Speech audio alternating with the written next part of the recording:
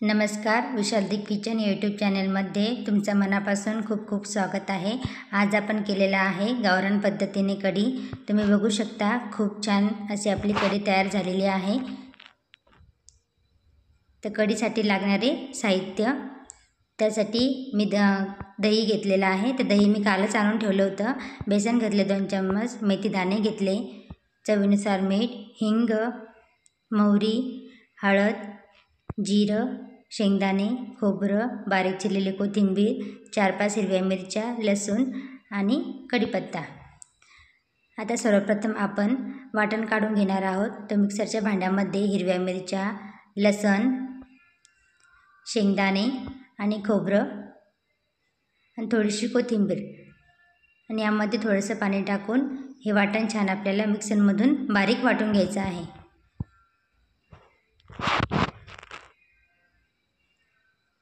आता वाटण छान आपण मिक्सरमधून बारीक वाटून घेतलेलं आहे। कढी करण्यासाठी गॅसवरती मी पातेलं ठेवलं, त्यामध्ये 1.5 पळी मी तेल टाकलं आहे। तेल छान आपल्याला गरम होऊ द्यायचं आहे।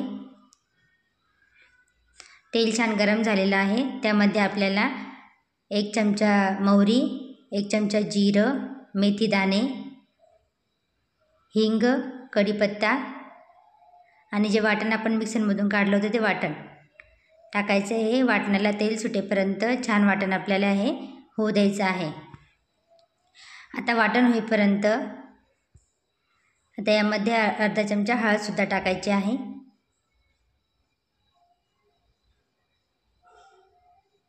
आता वाटण होईपर्यंत आपण मिक्सरच्या भांड्यामधून दही आणि बेसन मिक्सरच्या भांड्यामधून छान आपण काढून घेऊया। दह्यामध्ये गोळे गोळे असतात, त्यामुळे हे मिक्सरमधून छान आपल्याला काढून घ्यायचं आहे। तुम्ही ताकापासून सुद्धा कढी करू शकता। कढी आंबट होण्यासाठी दही मी आदल्या दिवशीच आणून ठेवलं होतं। आता मिक्सरमधून छान हे काढून घ्यायचं आहे आणि दही आणि बेसन आता हे वाटणाला बघा तुम्ही खूप छान तेल सुटलेलं आहे।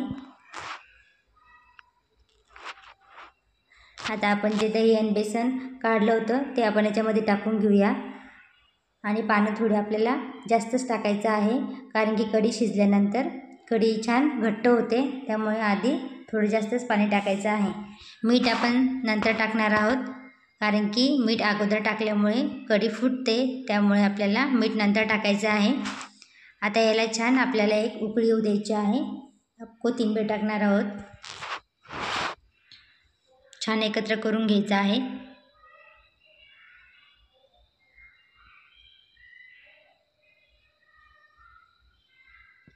आता कढीला छान उकळी आलेली आहे, तुम्ही बघू शकता। थंड झाल्यानंतर ही कढी आणखी थोडी घट्ट होईल। बघू शकता खूप छान आपली गावरान पद्धतीने कढी तयार झालेली आहे। तुम्ही सुद्धा एक वेळेस अशा प्रकारे कढी करून बघा। आता यामध्ये सगळ्यात शेवटी आपण चवीनुसार मीठ टाकलेलं आहे आणि बारीक चिरलेली कोथिंबीर टाकूया।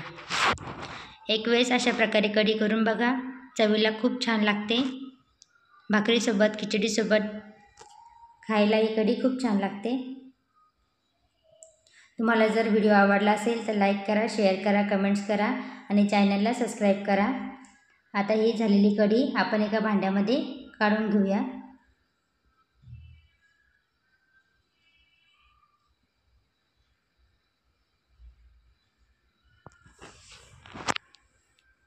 कढी छान आपली आंबट झालेली आहे।